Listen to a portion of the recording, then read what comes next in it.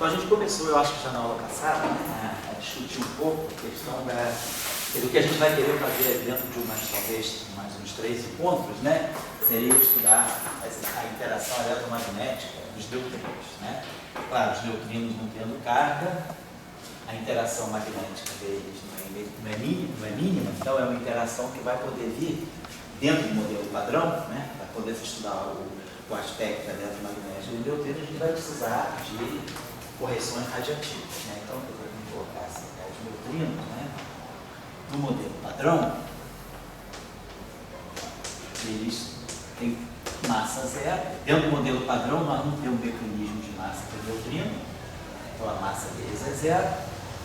Então, não temos ainda a questão do mix, da mistura de gerações, né?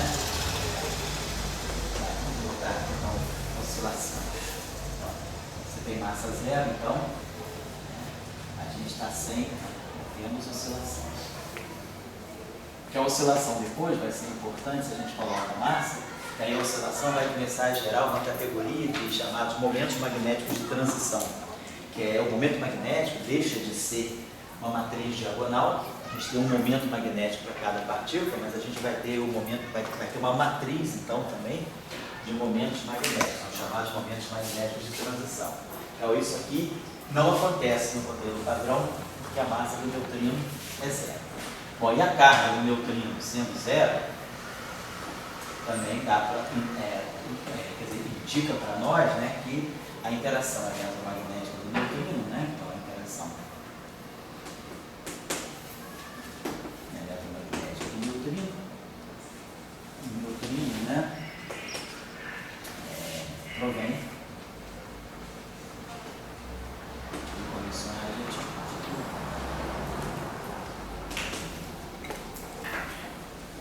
Então vão ser efeitos de loop que vão gerar as propriedades eletromagnéticas do neutrino. Claro, não vai gerar carga elétrica no neutrino, porque ele começa neutro e termina neutro. Ele é sempre neutro no modelo padrão. Mas vai gerar magnetismo. Pode gerar, se o neutrino forma assim. Então, a interação eletromagnética dos neutrinos, né, ela vai gerar o magnetismo, vai gerar, ela vai se processar, vamos dizer assim, principalmente correções radiativas, portanto, vão ser interações no mínimo.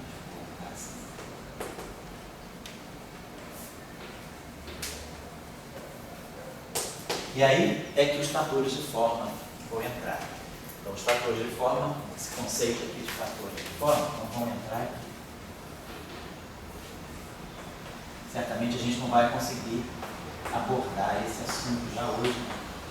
Esse assunto fica para a próxima vez a gente falar dos fatores de forma. Mas a gente só está dando uma caminhada que a gente vai ter que seguir.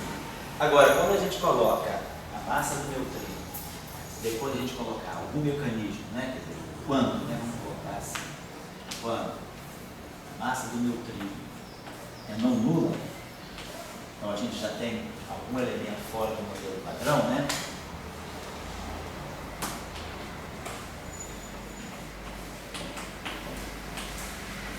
Então, as correções radioativas, elas vão, as correções radioativas, né? Aí elas vão ter um resultado mais drástico ainda, quer dizer, as correções de loop, né? Correções radioativas induzem um momento magnético que vai ser proporcional à massa do neutrino. Então, a gente já vai ganhar uma propriedade, quer dizer, o magnetismo do neutrino sai associado à própria massa dele, mas ele continua com carga zero, né?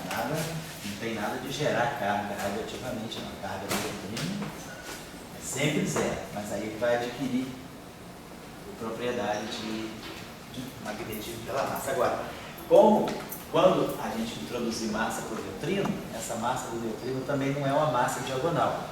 A gente vai introduzir a massa dos neutrinos, ela está numa matriz mix, né? Nós temos uma mistura que vai dar justamente as oscilações.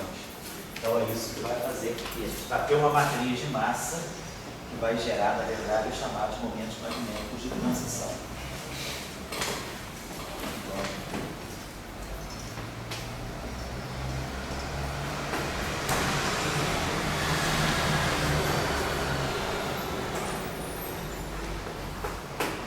O ano passado, o nosso colega, né, José Wagner Vale, quando esteve aqui em outubro do ano passado, fez um seminário dele aqui belo, que coloca, né, sobre física de neutrino, já ele colocou essa questão aí da importância desse estudo aqui, né, dos momentos magnéticos de transição dos neutrinos. Então, basicamente, o que a gente vai estar interessado vai ver como é que vai ser essa interação, né, neutrino e fóton. Então, basicamente, o que a gente vai pensar é isso aqui. O fóton vai ter que, vamos colocar dessa forma esquemática, como a gente usa na a gente vai ter aqui uma região, aqui, uma caixa, né, que a gente usa. Vai depender da ordem perturbativa que a gente está, se é um grupo, se é dois grupos, tá? Mas isso aqui, basicamente, o que a gente vai precisar estudar vai ser o acoplamento do fóton. Vai ter que estudar processos desse tipo aqui, em que a gente tem uma linha de fóton externo, e aí a gente tem aqui linhas associadas ao neutrino. E a gente vai ter uma linha sem neutrino, antineutrino, uma coisa assim. Então isso aqui vai dar para nós, basicamente, né, a ideia do que o que está acontecendo aqui dentro é o que a gente vai ter uma corrente de neutrino aqui, interagindo com o fóton. Ano passado, no nosso curso de segundo semestre, de campos quânticos, a gente trabalhou bastante aí com vocês as decomposições de Gordon, né, dessas correntes, né, de ver através da decomposição de Gordon nas correntes fermiônicas, ou das correntes até de outros campos, campo estalar, carregado, campo vetorial, né, campo de espinho, como é que ficava a estrutura do momento magnético pela decomposição de Gordon, pela estrutura da corrente. Então, basicamente, o que a gente vai ter que montar aqui vai ser, se isso aqui vai estar se acoplando ao fóton, então esse processo todo que está acontecendo aqui, a gente pode, por exemplo, dentro do modelo padrão, o que a gente poderia, só para a gente ter uma ideia, a um loop, por exemplo, se a gente pegar uma particularização desse gráfico a um loop, o que nós poderíamos ter? A gente poderia ter um processo desse tipo, né? Vamos dizer, eu teria um acoplamento aqui, vou pensar assim, aqui, dentro de um loop poderia acontecer, só para a gente ter uma ideia do que poderia ocorrer. A gente poderia ter aqui um neutrino, né, que está entrando aqui um neutrino, aí aqui a gente tem um vértice, uma corrente carregada, ainda vamos ter um elétron. Então eu tenho esse vértice, neutrino-elétron. Então nesse vértice, neutrino-elétron, tá, vamos dizer assim, emitindo aqui um W+, esse vértice aqui. Então nós temos esse vértice, justamente a corrente carregada. A corrente fraca carregada, então aqui nós vamos ter uma corrente fraca carregada, vamos já colocar isso aqui. Basicamente a estrutura dessa corrente fraca aqui seria a parte left, né, seria o elétron left barrado, gama mi, o neutrino left, tá vendo? Desse vértice aqui lá da teoria eletrofrágil. E isso aqui interagindo com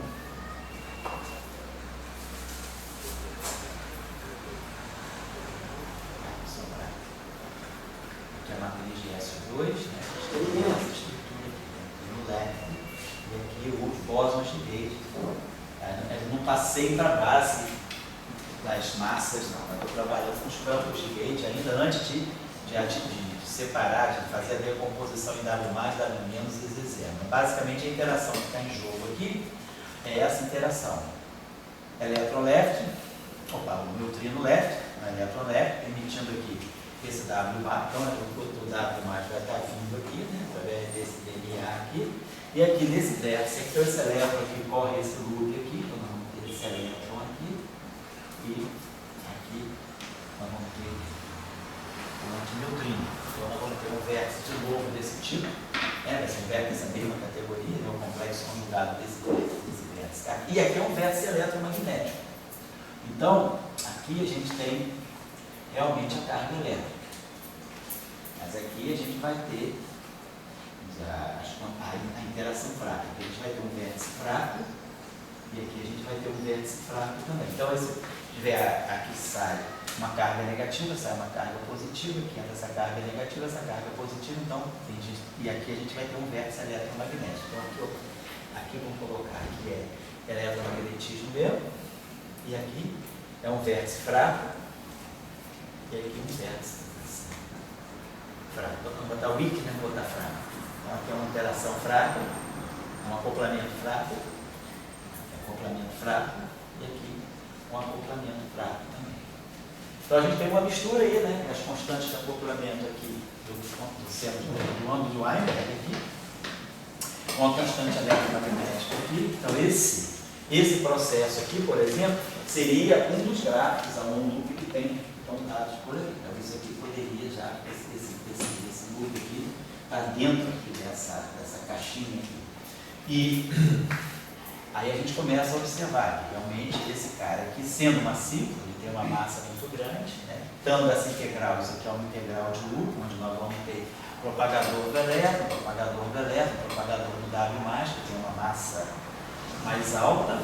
Então, se eu tiver numa região já neutrinos de alta energia, eles têm energia suficiente, né, para poder excitar esse processo aqui com uma certa probabilidade razoável. Não é um processo tão improvável, ele é provável, né, mas ele é bem amortecido porque ele vai trazer uma massa de um W no denominador. Então, é um processo mais supresso, né, mais fraco em relação aos processos eletromagnéticos.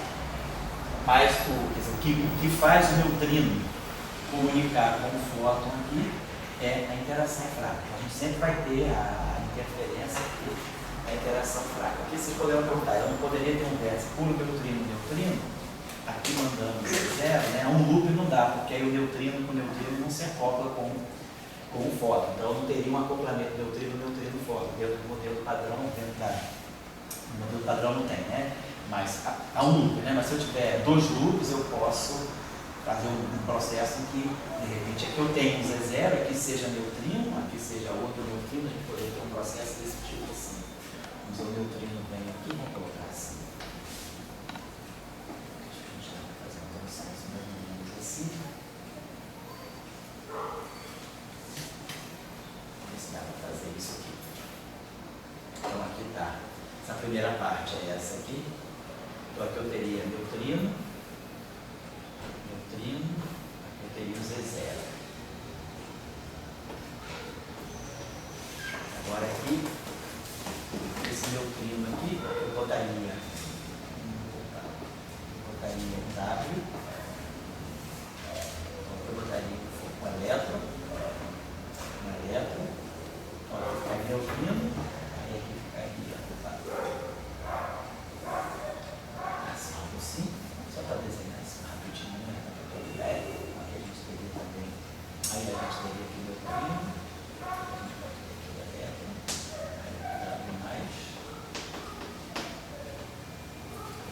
aí o elétron, aqui dá de novo o neutrino, entendeu? Então a gente poderia ir aqui o fóton. Então, por exemplo, a dois grupos, né, já teria condição de ter um Z0. Mas aí é um processo de loop, eu tenho uma massa do Z0 no denominador, tenho outra massa de dado. Esse processo aqui é um processo, né, já é de segunda ordem, né? Além disso, é um processo que vai ter já aqui, esse vértice aqui, então é corrente neutra, uma corrente neutra, tocando Z0, corrente neutra, também é neutrino, corrente neutra, trocando Z0, e aqui é a corrente carregada. Então tem esses vértices aqui, todos os vértices fracos, né? Então tem um processo que é já de quarta ordem aqui, na constante de acoplamento fraca, e aqui. Então esse tipo de gráfico ele vai ter sempre que ter aqui no topo, quem se acopla com o fóton é uma partícula carregada. Se o neutrino é massivo, então eu vou poder ter aqui uma mistura do neutrino do elétron com um nulo também. Então aí se os neutrinos são massivos, a coisa fica ainda mais complexa, tem muito mais gráfico isso aqui, né? Mas eu estou só querendo dizer o que está significando isso. Então, o que a gente vai estar tentando fazer quando a gente está estudando a interação efetiva, né? A interação eletromagnética de neutrino, a gente vai estar, no fundo, somando todos esses efeitos aqui dentro. Então, o que a gente vai ter que produzir, o que a gente vai estar estudando, para poder falar da interação eletromagnética de neutrino, é que a gente vai ter, colocar assim, uma corrente eletromagnética de neutrino, uma corrente eletromagnética dos neutrinos acoplando com o fóton. Só que o que vai fazer o papel dessa corrente eletromagnética dos neutrinos aqui é a soma desses processos aqui. Então a gente vai ter uma corrente efetiva. Então, por ser uma corrente efetiva, né, ela não é uma corrente fundamental da teoria, ela é uma corrente que é gerada por correções quânticas, é que vão aparecer esses fatores de forma.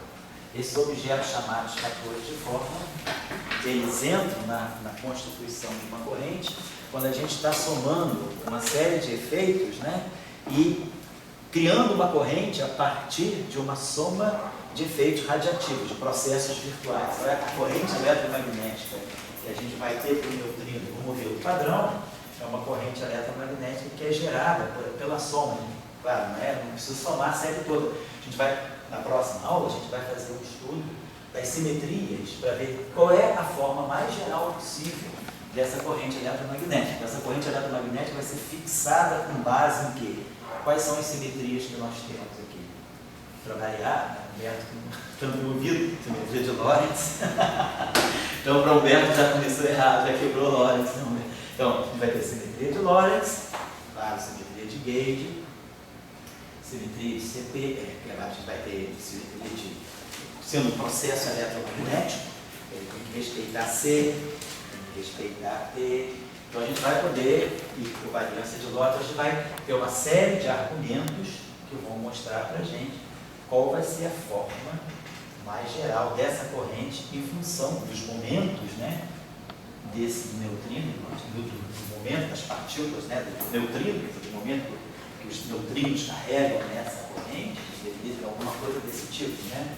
Neutrino barrado, aqui, não sei, uma estrutura aqui que a gente pode chamar de uma série, um operador, ó, nu aqui, neutrino, ami.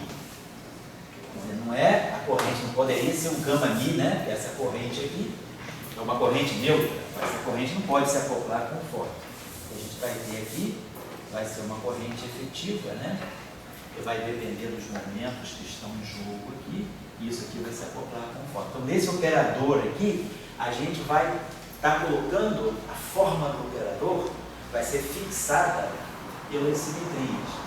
Mas o efeito dos loops, né, o efeito desses processos aqui, que vão trazer potências de LW do denominador, vão ser fixados pelos fatores de forma. Então, a gente expande a corrente, a gente tem uma estrutura tensorial da corrente, em função das matrizes gama, dos momentos, do momento de transfer, e vezes fatores, vezes certas funções que vão contabilizar o efeito desses loops aqui. Esses objetos são chamados fatores de forma. Então, os fatores de forma são já assim, tradicionais na física, sempre que a gente quiser escrever uma certa corrente, contabilizar nessa corrente efeitos quânticos de processos virtuais, e a gente tem uma forma geral dessa corrente, onde a forma da corrente é fixada por algumas simetrias que o problema tem, né? E os fatores de forma eles contabilizam os efeitos dos grupos. Então, essa vai ser basicamente o objeto da aula de hoje. Mais dois encontros a gente trabalha um pouquinho nisso aqui, viu? Não? Um cara como eu, um cara newtoniano, sei. Digamos, eu quero interagir o neutrino com fora. Newtoniano é um projeto de leve. Newtoniano é um projeto de leve. Daí a crítica que ele oferece é uma crítica que o modelo padrão, se você não toca o neutrino experimentalmente, aquela interação ali, bom, foi eu consegui ter uma realidade experimental para isso. Não seria também, em vez de ir para essa coisa do loop, seria tentar modificar o modelo padrão? Você estendeu o lagrangiano do modelo padrão para você ver se já tem algum processo eletromagnético do neutrino. Daquela uma amiga que você entendi. Para nós, como newtonianos, é difícil a gente entender essa coisa do loop assim, vai indo demais para cabeça. Para vocês newtonianos, né, só quem tem interação gravitacional é a massa. Então você diz, se tem massa, tem interação gravitacional. Se não tem massa, não tem interação gravitacional. Você está dizendo, então é a mesma coisa. Se tem carga, se não tem carga, para você é complicado entender uma interação eletromagnética de alguém que não tem carga. Você pode dizer o seguinte, o meu estudo, para não, do newtoniano, einsteiniano, Sei. o fóton ele é fundamental. Certo. Então o fóton não tem nada porque o fóton ele tem que ser, já que ele é tão importante no planeta da luz, ele deveria interagir com todo mundo. A pergunta que a gente faz é a seguinte, então só para finalizar bem a questão, para a gente saber qual é o contexto que a gente vai estar trabalhando. A gente vai estar trabalhando em cima dessas ideias. Tá? Pergunta também, motivação. Por que é interessante a gente entender a interação eletromagnética do neutrino? Se o neutrino tem interação eletromagnética, se ela é muito fraca, vamos dizer, não estou querendo falar de assim, uma questão utilitarista, para que serve, não sei se é para medicina, não sei o que serve, eu digo assim, mas serve para por que a física está interessada, né, no eletromagnetismo do neutrino, do magnetismo do neutrino. Né? Então, primeiro porque a gente está desenvolvendo agora uma grande física de neutrino, né? Inclusive com vistas a aplicações tecnológicas. Já lá no CERN já tem uma onda, né, constituída, aí, há 2 anos atrás no ICTP, acho que foi em setembro de 2012, já teve um encontro no ICTP sobre, colocar assim, houve uma reunião para começar a se debater o que está se fazendo, se colocar assim, mais ou menos, passar em xeque o que está se fazendo sobre tecnologia de neutrino no mundo. Telecomunicação, prospecção de estrelas, prospecção até de poços petrolíferos com neutrinos na medicina. Então, já tem assim, uma série de encaminhamentos, né, de estudos aí em laboratório para fazer tecnologia de neutrino. Então, esse é um ponto. Então, se o neutrino tem propriedades eletromagnéticas, né, razoáveis, que possam ser controladas, pequenas, mas que possam ser amplificadas de alguma forma com campos magnéticos muito intensos, isso pode ser interessante. Então, eu acho que entender o magnetismo, as propriedades eletromagnéticas do neutrino, mesmo que seja dentro de uma visão meio básica, de ciência básica, né, olhar modelo padrão, olhar processos supermicroscópicos, isso pode depois vir a repercutir através de algum tipo de tecnologia, de compreensão para se trabalhar uma tecnologia. Segundo, hoje em dia existe uma atividade intensa também, inclusive a gente tem colegas do AN que estudam isso, que é o estudo de geoneutrinos. Então, começar a se ter uma espécie de uma radiografia lá das camadas mais interiores do centro da Terra mesmo, a partir dos neutrinos que são gerados nos processos radioativos. A gente sabe que o interior da Terra é super cheio de radioatividade. Então, o decaimento beta ali está rolando o tempo todo. Então, os neutrinos também não só vêm do espaço, mas também a gente tem neutrinos emergindo do centro da Terra. E os neutrinos passam bastante batidos pela matéria, se interagem muito pouco com a matéria. Então, esse fluxo de neutrinos que emerge do centro da Terra pode ser usado também para fazer uma radiografia, né, da própria crosta, do próprio interior, né, da Terra, para poder saber, para se interessar em busca de minerais, petróleo, coisas assim. Então, tem todo um interesse de neutrinos terrestres, não só necessariamente neutrinos astrofísicos ou neutrinos cosmológicos. Depois, a compreensão da propriedade eletromagnética do neutrino vai nos fazer compreender talvez melhor a relação entre massa e eletromagnetismo. O fato já que no momento, numa física além do modelo padrão, quando a gente já fala de um momento magnético do neutrino, que é proporcional à massa que o neutrino tem, a massa do neutrino é muito pequena, as estimativas que nós temos hoje, né? As primeiras estimativas que a gente tem para momentos magnéticos do neutrino são na ordem, né? Menores ou na ordem de 10 a menos 10 magnetons de Bohr. Nessa faixa de 10 a menos 10 a 10 a menos 11 magnetons de Bohr. Então, quer dizer, é um magnetismo muito menor do que o magnetismo do elétron.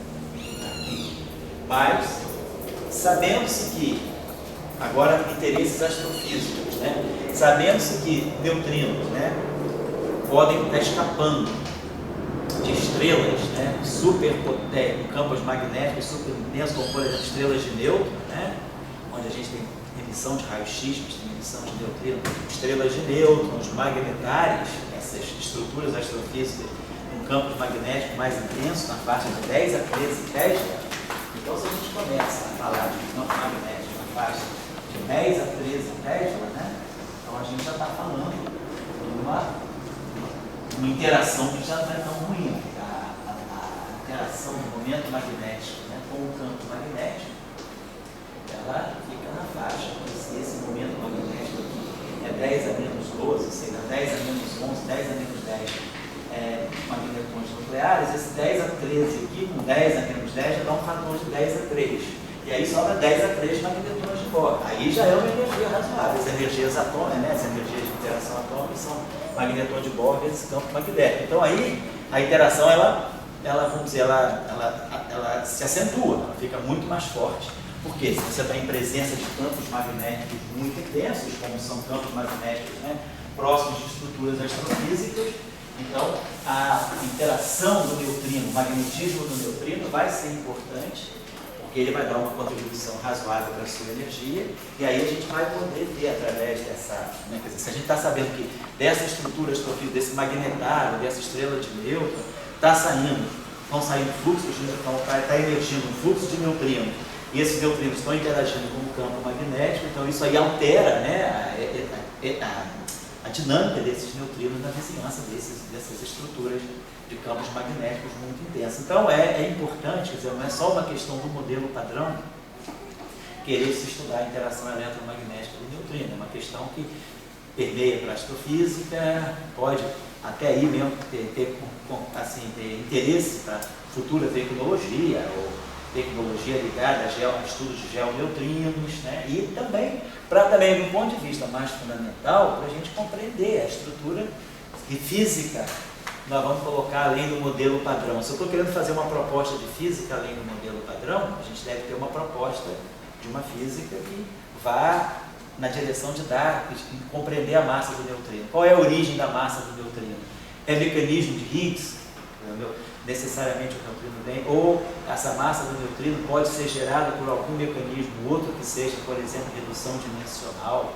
Então a gente começa também a ter uma informação sobre, quer dizer, no estudo dessa física além do modelo padrão, compreender os processos que envolvem o eletromagnetismo do neutrino, que talvez seja também uma boa maneira, porque o neutrino não tem interação forte.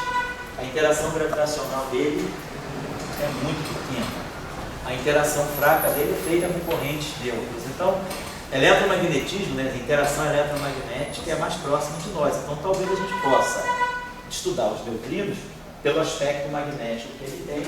E aí, o magnetismo dele está muito ligado também à geração de massa dele. Então, isso pode fazer com que a gente venha, eventualmente, a ter uma informação sobre qual é o possível mecanismo de massa que vai fazer o neutrino ficar massivo. Tá claro a ideia? Então, o panorama, mais ou menos, é esse. As motivações estariam ligadas, em fundo, a gente, talvez, no fundo, por trás do magnetismo da massa do neutrino. Ou se não está a massa do neutrino, por aqui, se o neutrino é sem massa, mesmo que a gente esteja numa região em que a massa do neutrino possa ser desprezada, a estrutura das interações eletromagnéticas do neutrino pode nos estar dizendo também que tipo de física além do modelo padrão eu vou colocar. Aqui nós estamos colocando só processos dentro do modelo padrão.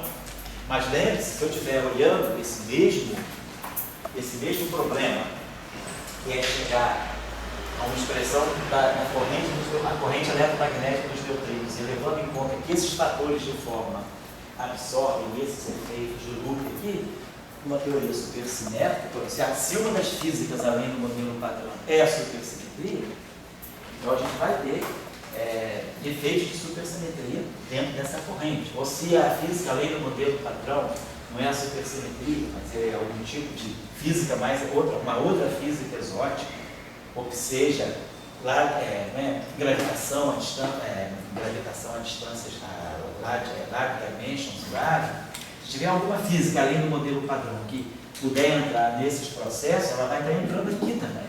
Então, a gente pode testar nova física. Hoje a gente sabe que a melhor nova física, uma das maneiras melhores de testar nova física é no MUL, justamente na parte magnética do MUL, no momento magnético do MUL. Então está aqui, lugar. Agora parece que essas novas medidas aí, que se chegou, as novas medidas que se chegaram da massa do elétron, então poderia ser o momento magnético do elétron. Mas mas sobretudo o momento magnético do mundo. Agora a questão é se a gente compreender, se souber controlar bem o magnetismo do neutrino, talvez só a física do neutrino possa dizer para a gente se a gente pode, que tipo de nova física a gente pode emitir no magnetismo do neutrino. Oi?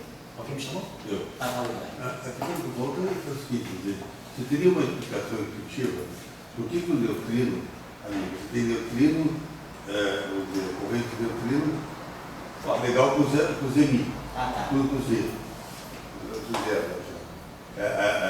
e com o fóton não tem. Entendeu? Assim, quer dizer, foi o professor do Salão que fez isso, ou foi Deus? Não, o professor do Salão simplesmente leu a natureza, foi a natureza. Segundo o professor do Salão, foi Allah. Allah fez isso. E ele apenas louvando Allah, ele entendeu o que o Allah estava dizendo. Né? Vamos colocar, eu não respondi a tua pergunta, eu fiz uma divagação aí sobre, para só fixar para todo mundo qual é a motivação, qual é o cenário. Agora a tua questão. Por que eu não posso colocar essa interação entre elas?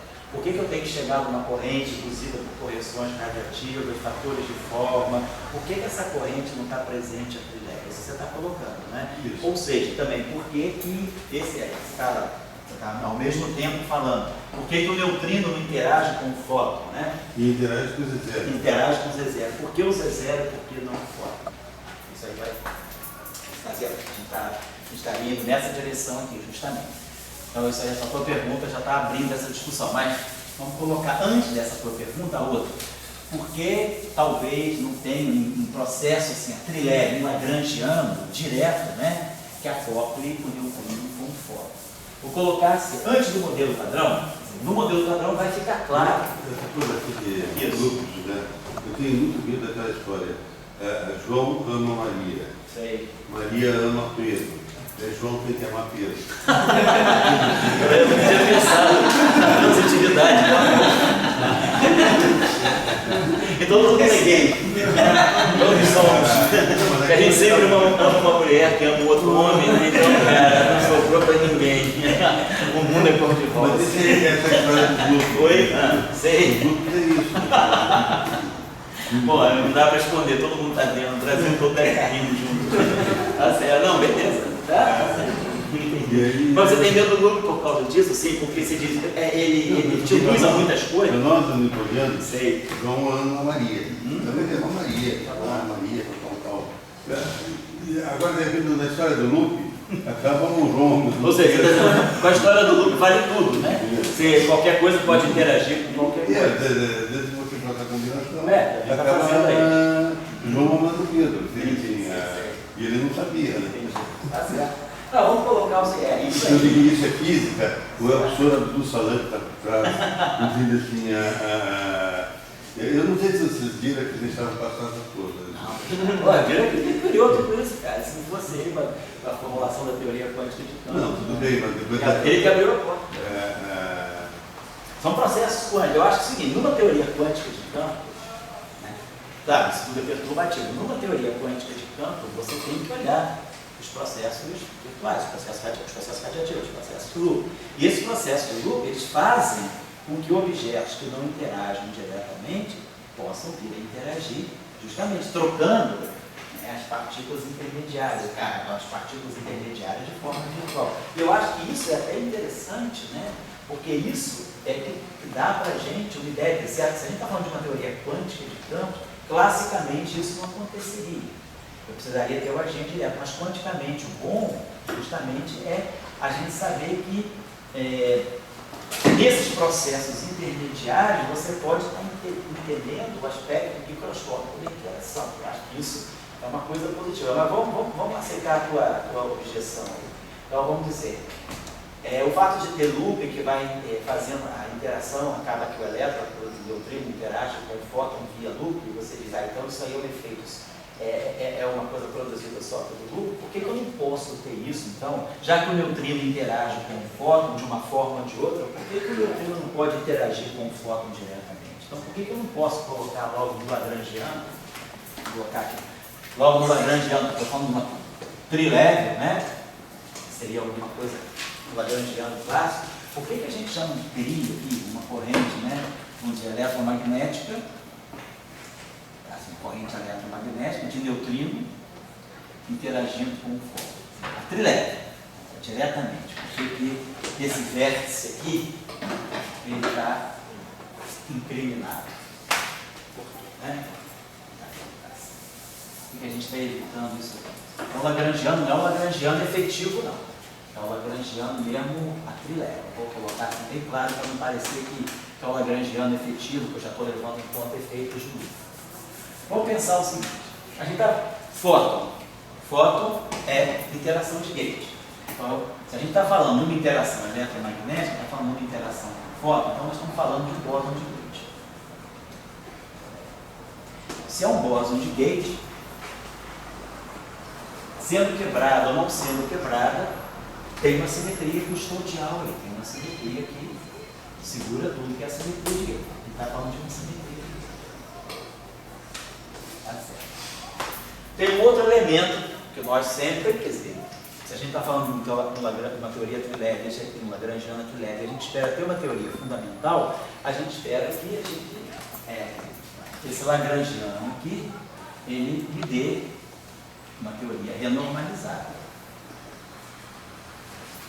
A gente espera que a gente tenha renormalizabilidade. E nós estamos voltando, tem 4 dimensões. Então, se a gente tem uma teoria renormalizada e tem interação de gate, quando a gente tem agora outra coisa, qual é o outro requisito que eu tenho em mente aqui? É que a interação, a matéria que eu estou considerando nesse caso, é uma matéria fermiônica. A nossa matéria aqui é uma matéria fermiônica. Tudo bem, neutra, mas é fermiônica. Então, se a gente pensar, né, que a gente quer fazer uma interação a trileve, né, e que essa interação vai ser uma corrente fermiônica. Então, a gente sabe que a estrutura da corrente fermiônica vai ser essa aqui. Eu tenho o campo fermiônico sim, né, aqui, vamos colocar, a gente tem algum tipo de operador, né, alguma coisa aqui. Então, como eu coloquei aqui, vou até colocar assim, o operador forminho, e aqui eu tenho um sim. Agora, o que eu vou colocar aqui teria que ser, né, justamente, isso aqui é o setor de matéria, tá? E aqui é o setor de gate. Vou colocar aqui o setor. Agora, isso aqui me limita muito já. A renormalizabilidade, ela já me diz o quê? Pelo menos para eu, não é uma condição suficiente, mas é uma condição necessária, né? É que eu tivesse uma constante de acoplamento adimensional. Então, esses campos aqui, eles já trazem a dimensão 3,5. Então, aqui eu já tenho uma dimensão de massa a terceira. Eu, na melhor das hipóteses, pode ser que esse operador aqui tenha derivada. Se esse operador aqui tiver derivada, eu vou ter uma dimensão de massa maior ainda. No caso mínimo, a dimensão disso aqui já é massa terceira. Se é tudo local, então todas as derivadas estão no numerador. Eu não posso ter derivada no denominador. Então, se é tudo local, as derivadas, se tiver, elas estão no numerador. Se elas estão no numerador, a potência vai ser, essa potência toda aqui, ela vai ser maior. Esse objeto aqui vai ser um objeto com dimensão maior. Quer dizer, eu vou ter uma potência aqui, vamos dizer, uma potência alfa maior ou igual a 3 em dimensão, né? Vai ser de massa a terceira no mínimo. No setor de gate, o que a gente pode colocar aqui? Dependendo do que a gente colocar aqui, eu posso colocar o campo amigo, posso colocar o F de e eventualmente outras coisas. Eu poderia pensar, posso colocar aqui uma matriz, aquela matriz sigma mini, né, que é a matriz, né, que está no espaço das matrizes gama, e aqui colocar o F mini. Mas aí eu já começo a ter problema de não renormalizabilidade. Então, para eu poder, e agora, se essa interação aqui, né, se eu colocar uma interação desse tipo, essa interação, vamos conseguir que a gente pegasse algo desse tipo, seria a interação mais simples possível, né? E a gente sabe que o neutrino, sendo uma partícula left, eu consigo fazer essa interação só com o setor left. Eu poderia ter que ter um neutrino left barrado, então na minha neutrino left barrado. Essa interação aqui, é uma interação que está acoplada com o fóton aqui, essa interação aqui é uma interação que vem, quer dizer, é um acoplamento mínimo. Então, se se essa interação aqui é a interação do acoplamento mínimo, essa interação aqui necessariamente pediria que o ferro tenha carga, né? Então, no caso do neutrino, eu vou conseguir gerar essa interação pelo princípio de Gauss, a simetria, ela não me dá essa interação. A simetria, por exemplo, poderia me permitir essa interação aqui. Psi barrado, vamos dizer, sigma psi F mínimo. Só a gente dá uma olhadinha aqui para ver se tem que colocar o gama 5. Vamos pensar, esse objeto aqui, né? Se eu tiver essa estruturinha que eu tiver left barrado, vou botar essa estrutura. Se eu tiver um ferro left, sigma mínimo. E aqui outro ferro left, né? Então vamos ver, o ferro left, para nós o left é isso aqui, ó, 1 mais gama 5 sobre 2 psi. Isso aqui é a projeção left. Então isso aqui me daria psi barrado, né? O barrado do gama 5 menos gama 5, né? Então isso aqui me dá 1 menos gama 5 sobre 2. Aqui eu tenho sigma mínimo e aqui eu tenho 1 mais gama 5 sobre 2 psi. Então, esse gama 5 aqui, ele transcomuta com as matrizes de gama, mas comuta com sigma mínimo. Então esse 1 menos gama 5, ele passa pelo sigma mínimo sem trocar. E aí ele passa por aqui, ele bate aqui, ele é um projetor. Então essa estrutura aqui, ela é zero. Então, quer dizer, no setor puramente left, nós não conseguimos construir esse objeto aqui. Esse objeto aqui necessariamente vai estar acoplando left com right. Então, se eu tiver neutrino left, eu já não poderia construir essa interação, que também, de qualquer maneira, já é não renormalizada. Porque essa dimensão aqui é 3, essa dimensão aqui é 2, então a constante de acoplamento que apareceria aqui teria que ter dimensão de massa menos 1. Então, isso aqui já destruiria a renormalizabilidade do ponto de vista do overall equality, né? Então, a gente diria que criar a trilevel uma interação renormalizável, né, de um campo fermiônico neutro, a gente não deve uma trilevel, a gente não deve conseguir. Então a gente acredita, e de fato a gente vai ver agora na teoria eletrofrágil, isso naturalmente fica excluído pela própria simetria SO2 1. Agora, claro, gerar como uma corrente efetiva, aí sim por processos radiativos, aí sim, que aí a gente já está pensando na indução, já está levando em conta os efeitos quânticos, mas que são construídos a partir dos processos fundamentais que Lagrange anuidade. Eu diria que, eu estou colocando um argumento simples assim, para colocar, mas é por aí, quer dizer, o que a gente tem na mecanismo de... Oi? Então, por esse teu argumento, o mecanismo de geração de massa não pode ser desse tipo, né? Não pode ser, você pode, talvez, se você vai ter que talvez gerar massa, você pode até fazer um neutrino, não desse tipo aqui. Você vai poder gerar massa para o neutrino, por mecanismo de Higgs é possível. Mas aí para isso você vai ter que aumentar o número de famílias, você realmente vai ter que colocar um neutrino left, um neutrino right, ou então se eu der um neutrino de Majorana, porque com o neutrino, porque como o Guerra está falando, é o seguinte, se o lepton é carregado, é um lepton tipo Dirac, não é Majorana, um lepton de Dirac, então a gente tem left right, left barrado, o termo, né, de massa, ele é left barrado right. Então, isso aqui pode acoplar com Higgs. Então, isso aqui é o típico termo, isso aqui, quer dizer, um escalar é o típico acoplamento de um cálculo. Então, o acoplamento de um cálculo, né, ele é feito desse modo, né, ele pega o left com right, mistura o left com right e aqui com um escalar. Então, aí, se esse escalar aqui adquire valor esperado no vácuo, esse termo aqui vira um termo de massa, tá certo? Agora, se a gente quer pensar, se o neutrino é uma partícula de Majorana, né, quer dizer, o neutrino é Majorana, então a gente tem que ter um outro mecanismo. A gente vai pensar o seguinte, esse termo aqui, left barrado right, tá certo?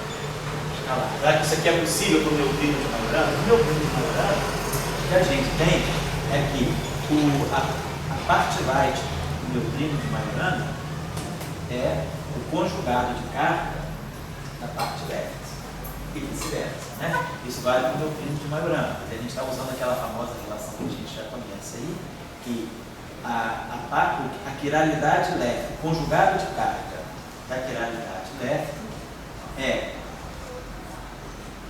a parte right e o conjugado de carga, né? Essas duas operações aqui não comutam. Então, se eu tirar o conjugado de carga da parte left que eu vou ter é um objeto right, mas o objeto right da antipartícula, quer dizer, a antipartícula do neutrino left é o antineutrino na forma right. Então, se esse cara, se essa relação aqui é geral, né? Agora, se o Fermi é Majorana, ele é a antipartícula dele, é neutro e Majorana, então isso aqui soma. Então a gente sabe que a parte conjugada de carga da parte left nada mais é do que a parte right.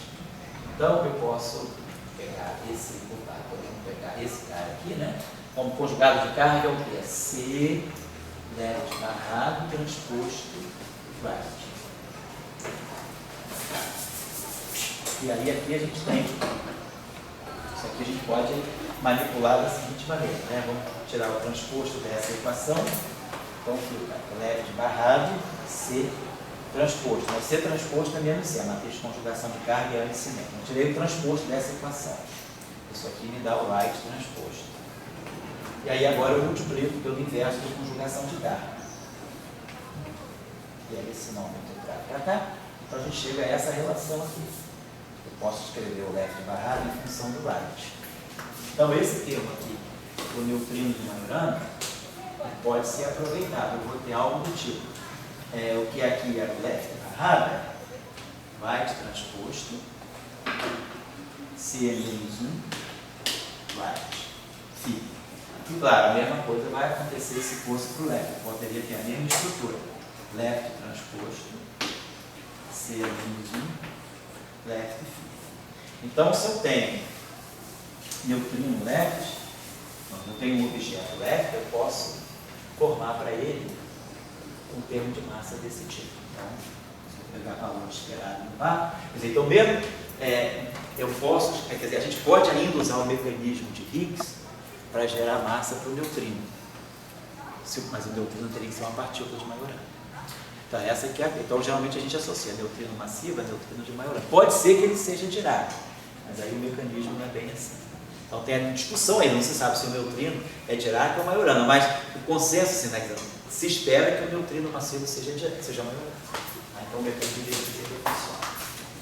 Então eu estou só querendo dizer com isso que se a gente quiser, com base nesses argumentos, a simetria, o fóton, simetria de gauge e a normalizabilidade, e se a gente está tri-level, eu acho que a gente não tem como escapar de não ter uma interação mínima, né? Não tem como fazer minimamente isso. Daí que tem a pergunta que você gosta de essa imagem que você sempre escavando. Sei. Como que faz o faraó? Sei. Daí a pergunta tem que não é um ponto de pesquisa tentar buscar a fundo do faraó mesmo. Não, pode ser. Essa aí, ele diretamente se leva, né? Quer dizer, por exemplo, isso que o professor Augusto falou está falando, total, ele não conseguiu chegar à tumba. Ele está de velho. Acho que a gente pode pensar também de outras maneiras, assim, se você imaginar que você tem uma física fundamental em dimensão mais alta, né, que a pergunta também né, quer dizer, para nós, a gente está sempre ligado nessa questão. O eletromagnetismo, para nós, é o eletromagnetismo tradicional. Mas vamos pensar, no eletromagnetismo com supersimetria, a gente não tem só o fóton. Está chovendo? A gente não tem só o fóton, a gente também tem o fotino. Então, no eletromagnetismo com supersimetria, o fotino é neutro. E o fotino ele se acopla com a matéria, né? A gente sabe que o vértice eletromagnético, da interação eletromagnética, né? Quando você tem matéria, né? Quando a gente tem matéria, vamos colocar assim, matéria, e tem o setor de gauge, né? Tudo isso na supersimetria. Então a gente sabe, a gente já falou aqui em algum curso aí, que, por exemplo, né, se a gente olhar a interação eletromagnética, a gente vai ter, claro, vai ter o normal na matéria, vamos ter a matéria carregada, né, si barrado, gama mi, si a mi. Então está aqui. Tradicional, a matéria carregada, a matéria fermiônica carregada com fóton. Vamos ter também a matéria escalar, que aí se eu tenho supersimetria, eu tenho parceiro bosônico carregado do elétron, né, uma matéria carregada aqui. Vamos ver se essa interação aqui, derivada por variante, que aparece aqui, φ a μ. Então nós temos os vértices, né? Vamos colocar aqui A2, que está aqui. Nós temos a eletrodinâmica escalar, como a gente já estudou aqui. Temos a eletrodinâmica escalar, temos a eletrodinâmica espinorial. Então, tudo isso aqui faz parte, né, de uma descrição supersimétrica. Mas só quem está aqui por enquanto é o fóton. Agora, onde é que o fotino entra? Né? Então, o fotino vai entrar aqui. Eu vou ter a matéria fermiônica carregada. E posso ter aqui, tenho aqui, vamos dizer, chamar o fotino de lambda, né, que é o férmio de Majorana, neutro, o lambda. Então, esse φ e esse ψ são os parceiros na matéria. A matéria supersimétrica seria o escalar carregado e o férmio carregado. E o setor de gauge supersimétrico é o fóton e o fotino. Então, campo Dirac, um campo Majorana, um campo fermiônico tipo Majorana. Então, a interação eletromagnética agora, a gente tem que ter esse padrão: matéria, matéria, campo de gauge, matéria, matéria, setor de gauge, matéria, matéria, matéria, setor de gauge. Aqui eu vou ter matéria, setor de gauge, matéria. O acoplamento aqui também é. Então, isso aqui é um acoplamento de um Cauda, né? Quer dizer, o acoplamento de um Cauda do férmio. O fotino, em vez de dizer, eu não tenho uma corrente puramente de matéria, quer dizer, no sentido de ficar interagindo como aqui. Eu tenho matéria, matéria, fóton, matéria, matéria, fóton, como eu tenho. Essa corrente, quer dizer, esse setor fermiônico aqui, ele é constituído pela matéria e pelo fotino. Então, aqui, a matéria, na verdade, está aqui, ó. Como se eu fizesse isso, φ, psi barrado, lambda. Então, isso aqui é o setor de matéria, isso aqui é o fotino. Então, é uma interação eletromagnética que a gente tem, esse setor aqui. Então, o fotino é neutro. E essa corrente aqui é uma corrente também neutra. A fase daqui cancela a fase daqui, porque esses dois estão no mesmo multiplete. Então, eles têm que ter a mesma carga, a mesma fase. A pergunta é, nessa situação agora, em que eu tenho um agente fermiônico aqui, será que eu não poderia acoplar, por exemplo, o neutrino ou o fotino? Então, se eu teria alguma coisa do tipo neutrino, vamos dizer assim, algo desse tipo assim, acoplado com o fotino. O neutrino está vindo do setor de matéria e o fotino estaria vindo daqui. E eu perguntaria se aqui eu poderia ter um escalar, né?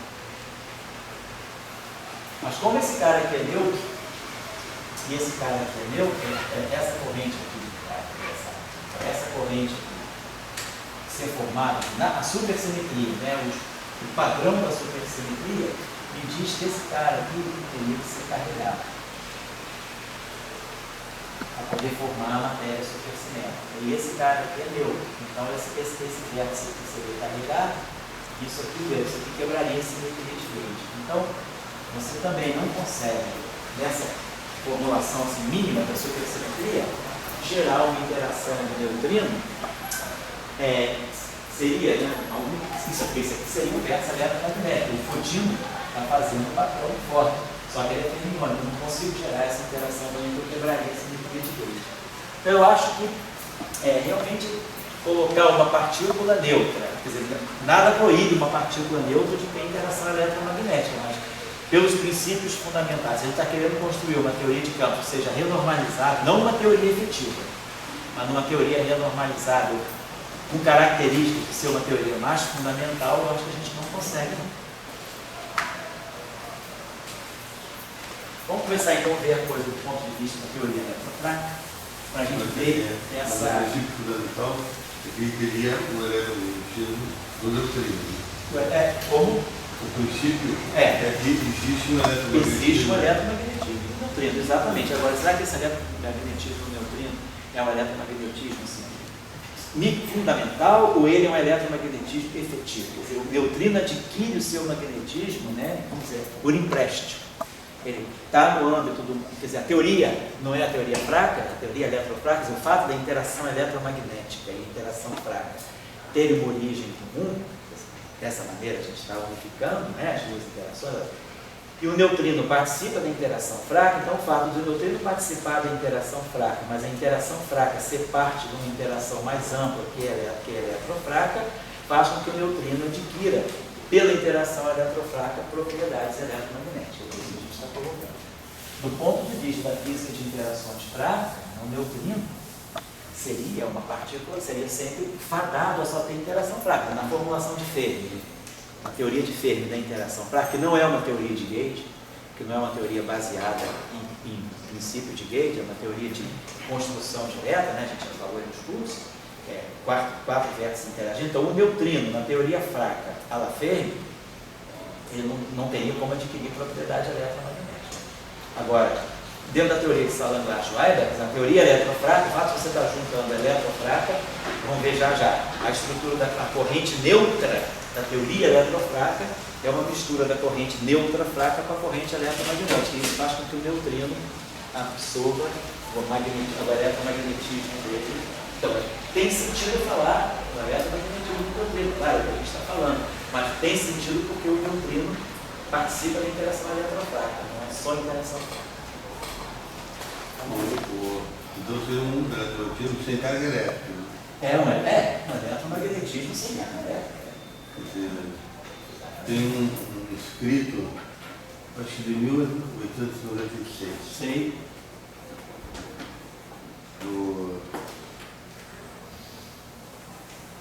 De quem? Tem um escrito do Leonardo de Marco, daqueles caras que estão no plano da época. E ele dizendo que o eletromagnetismo é carga elétrica. Ah, sei. Como era a época, né? Ele não é. Sim, a carga elétrica é que dá o eletromagnetismo. Que dá o eletromagnetismo. Naquela época também se achava que só a massa dava gravitação. Depois, com a relatividade, a gente vê que basta ter energia para poder interagir gravitacionalmente. E também eu acho que aí a coisa passou da carga, né? A gente viu que tem propriedade magnética, mas eu acho que você está colocando isso aí, quer dizer, é o eletromagnetismo neutro. O eletromagnetismo de uma partícula fundamental neutra. Tá? Não é neutro no sentido macroscópico, é neutro no sentido elementar. Bom, então vamos lá, só para a gente lembrar das coisas aqui, eu vou pegar umas coisas para trás. Acho que o Lawrence. Né? Sabia, eu não sabia não. Mas eu quero levantar essa referência para a gente, assim, de caráter histórico interessante. Só para a gente recordar aqui, então nós temos a simetria do setor elétrico, temos a simetria da intercarga fraca aqui. Só para lembrar de tudo, eu vou pegar os resultados, mais ou menos, todo mundo já sabe isso. Então, quando a gente introduz o duplete aqui, né? A gente está introduzindo o duplete F, vou botar aqui. O Jackson, ele foi um livro que se levantou, teve um livro que dominou muito em 1920, 30. Sei. Um cara que tudo da eletroquímica, na época devia ter muita questão de problemas, de resolver. Esses condensador, tudo isso. Sei. Ele é o nome desse cara. Mas ele fez um puta de um livro. Foi um clássico da época. E o Jackson foi uma sequência desse espírito. De um eletromagnetismo assim, clássico e macroscópico. O compromisso, né, do Jackson, ele escreveu o eletromagnetismo macroscopicamente. Tanto é macroscópico que você bota do lado direito Rho e do lado direito você bota J. Quem é Rho e quem é J, você não sabe. Você só sabe que de Rho dt, uma divergência de J é igual a zero. Qual é a estrutura que está por trás do Rho? Qual é a estrutura que está dentro? Nós não sabemos, é uma corrente, tem carga. Mas quem são? Qual é? Hoje a gente já sabe, a gente está estudando aí. Se essa carga está dentro de um spin zero, se essa carga está no spin meio, quer dizer, qual é a estrutura microscópica da corrente? É uma corrente que vem de campos escalares, que vem de campo fermiônico, que vem de campo de spin 1, que vem de campo de spin 2. Quer dizer, qual é a origem do lado direito da equação de Marx? Quem é o Rho da equação de Marx e quem é o J da equação de Marx? Então aí, se eu souber qual é a teoria microscópica que está por trás desse Rho e desse J, a gente mexe até nas equações de Marx. Então, a teoria de Marx ela não está interessada em quem é. Para ela, Rho é divergência de Rho, de Rho dt, mas divergência de J igual a zero. Claro, está implícito que esse J aí, esse Rho, são correntes de elétron, né? Correntes eletrônicas, né? Se essa corrente não é eletrônica, nas equações de Maxwell nem são divergência de E, o φ aparece, a gente já falou aqui, né? No caso elétron, no caso escalar, por exemplo, no caso vetorial. Então eu acho que é um pouco dentro dessa visão, o eletromagnetismo macroscópico, que descreve fenômenos em larga escala, macroscópico, e resolve uma porção de problemas. Aí se a gente começa a falar de uma teoria, qual é a estrutura, que nem na gravitação, o que é o θ mini R mini menos o meio de G mini R igual a θ mini, que é o tensor de energia e momento. Agora, o que é esse tensor de energia e momento? Muitas vezes você coloca lá, é um fluido perfeito, é poeira, tem uma porção, mas são descrições macroscópicas. Agora, o que é realmente a estrutura desse tensor de energia e momento? Que tipo de matéria está formando? Aí isso aí já te dá uma outra visão, né? O Jackson vem nessa visão, né? Vamos lá. Então, quando a gente coloca, né, faz as interações lá, não vou nem precisar fazer tantos detalhes, tem isso aí está nos nossos cursos. Eu quero só mostrar para a gente ver a relação da corrente neutra, a corrente eletromagnética com a corrente neutra, reportar aí, para a gente poder, na hora de acionar o neutrino, ver como é que ficam os dois lados, as duas correntes com as quais o neutrino interage, né? Bom, então eu não vou fazer isso no setor de quarto, vou fazer isso só no setor de lepton, né? Então no setor de leptons, a gente tem, vamos dizer, os leptons left, o neutrino do lepton left, né? O neutrino do lepton L, né? Forma lepton left, carregado, lepton right. Então a gente já sabe escrever isso aí para o nosso lagrangiano leptônico, né? Nosso lagrangiano leptônico e com interação de corrente. Então, para nós é isso aqui, né? Aqui só para a gente lembrar aqui, botar a nossa notação.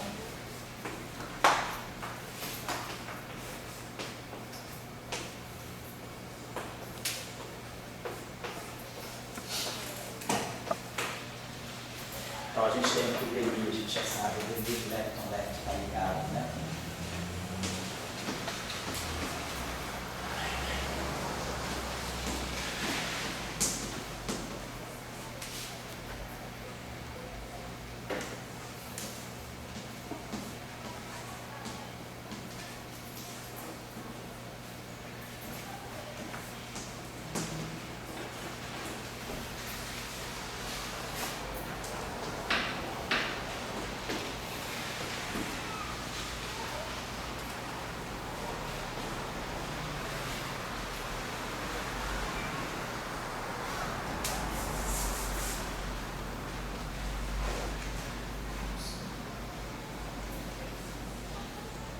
Que é a carga, né?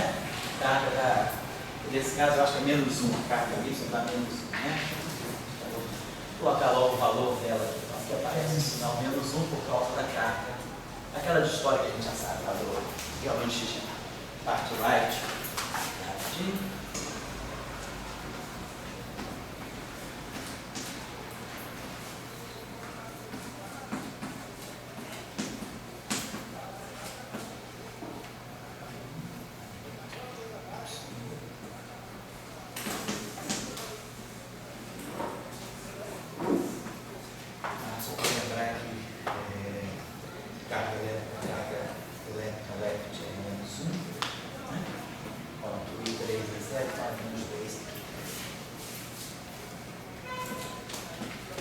Carga left menos 2, esse aqui a carga left esse aqui é menos 1, carga left menos 1, neutrino é neutra,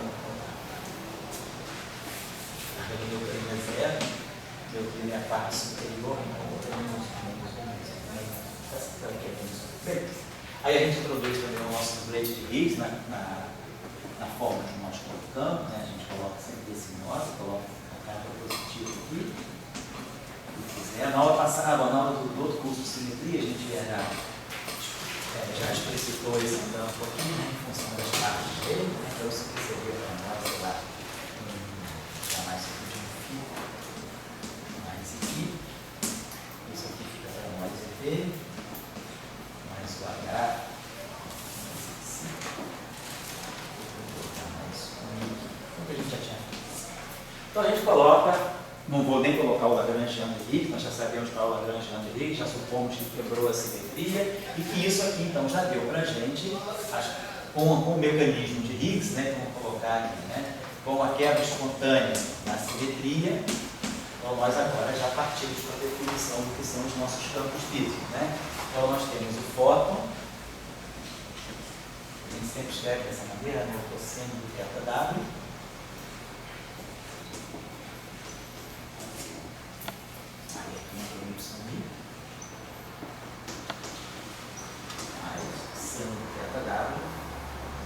Então é aqui que vai começar a questão da corrente neutra e da corrente eletromagnética. Então aqui é o cosseno θW com a intercarga, o campo abeliano, aqui é o seno de θW com a parte neutra do setor SO2. O ZI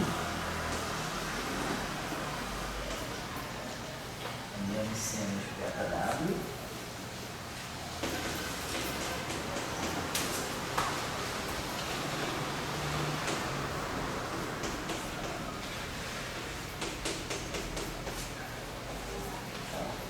A gente sabe que a gente definiu o ângulo de Weinberg por aquela relação, a tangente, né, do ângulo de Weinberg é o G' sobre G. Então a gente tem lá a relação, né, então a gente elimina uma das constantes de acoplamento, em função, fica só G e θW, ou eu trabalho com G e G', ou eu trabalho com G e θW, quando eu quiser. Mas o que é importante é que a gente agora aqui já sabe o que é o fóton, o que é o ZI. Não vou colocar aqui, mas a gente já está lembrado aí que o W mais e o W menos são formados, né, como as combinações complexas, né, do DI, né, eu acho que é DI1, mais ou menos, menos ou mais, e DI2, acho que fica no raiz de 2. Depende aí da convenção, às vezes eu boto 2, às vezes eu boto raiz de 2, eu não está lendo, mas é isso aí. Então tá legal. Então a gente já selecionou. E aí a gente agora vai reescrever isso aqui. A gente sabe que os campos de gauge estão aqui, eu vou redefinir todo mundo. Então, daqui foi para falar. A gente vai discutindo ali a questão do gauge. Oi? Oi? Eu vejo mal lá, mas o curso é simetria. O simetria vamos discutir. Vamos lá. Então aí a gente vai pegar a estrutura das correntes, né? Vamos ter então três tipos de corrente aqui, né? Então vamos ter a corrente fraca carregada, vamos colocar essa corrente fraca carregada, as duas correntes que podem ter aqui, as correntes carregadas, né? São correntes fracas, né? Mas que carregadas eletromagneticamente. São correntes, essas correntes aqui são eminentemente fracas. São as correntes que se acoplam, quer dizer, a corrente W+, a corrente J+, ela se acopla com o W menos, né? Então essa corrente, desculpa, vou botar logo na cabeça aqui, para ele estar pronto. Então nós temos as correntes carregadas,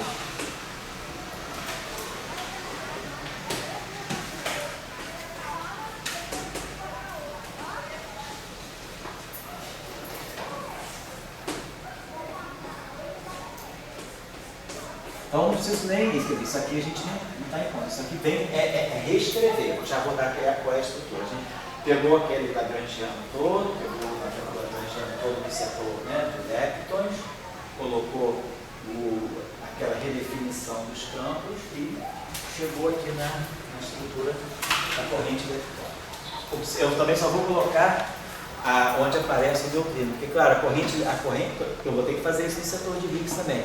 Então, quando a gente pega o setor de Higgs, né, e coloca, faz as zero, a gente já sabe que vai para o gauge unitário, onde esses campos aqui desaparecem e esse campo aqui fica, né? Então fica esse campo. Claro, esse campo aqui, ele se acopla aos campos de gauge. O bóson de Higgs está no duplete. Então ele está no duplete, então ele se acopla aqui ao setor, né? Tem a carga left e tem a carga right. Então ele se acopla com os belis, se acopla com o Y'. Então é claro, o campo de Higgs, na hora de fazer tudo isso aqui, ele se acopla em princípio com o A e com o Z. Só que como nós vimos, já vimos no curso de eletrofraca, a interação do Higgs com o A automaticamente é zero. Mas o campo de Higgs entra no acoplamento com o Z'. Então ele dá uma contribuição para a corrente neutra também. Mas eu não vou colocar só a contribuição, só a parte leptônica da corrente. Nós estamos colocando aqui, vamos dizer, as correntes eletrofráticas, as correntes, vamos colocar assim, fermiônicas. Vamos colocar assim, as correntes fermiônicas.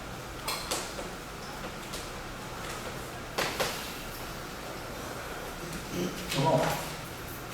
Então, como é que ficam as correntes fermiônicas? Vamos ver qual é a estrutura desse J mais aqui, né? Vou pegar a referência que eu gosto sempre de usar, que é um livro que eu já dei a referência para vocês, que é o Tenguin, né? Peguei aqui, pegar só o resultado dele, que eu sempre gosto de usar as referências, a referência dele aqui. Vou pegar aqui a corrente descarregada dele.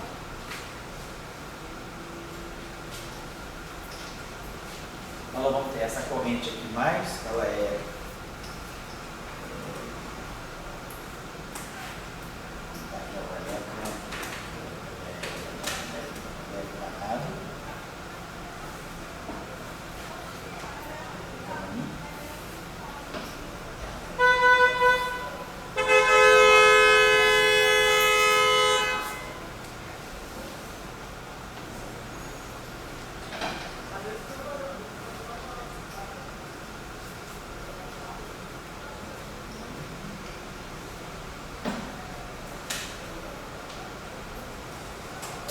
só um pouquinho a contenção dele, para não especificar o dano assim, já botar o leque aqui. Então, tem só aqui para nós aqui, pegar o neutrino.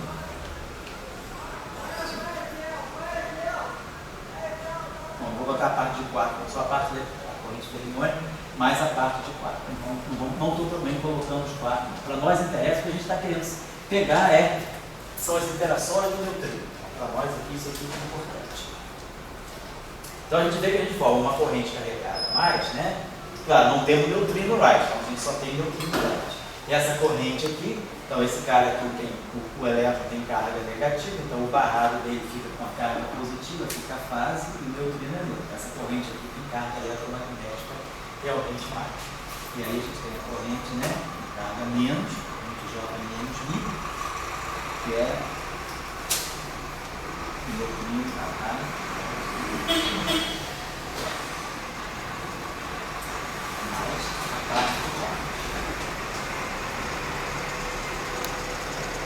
São as correntes fermiônicas. Lembrem-se também, né, que depois que houve a quebra espontânea da simetria, os W adquiriram massa. Então tem W+, W-, e claro, o W+, e o W-, eles entram na corrente eletromagnética, na corrente carregada também. Só que nós estamos só interessados no setor fermiônico. E mais precisamente, eu quero botar aqui as correntes leptônicas, vão ser mais particulares aqui. Vamos colocar que a gente está interessado só na corrente leptônica, porque o que a gente quer ver no final de tudo são as interações eletromagnéticas do neutrino.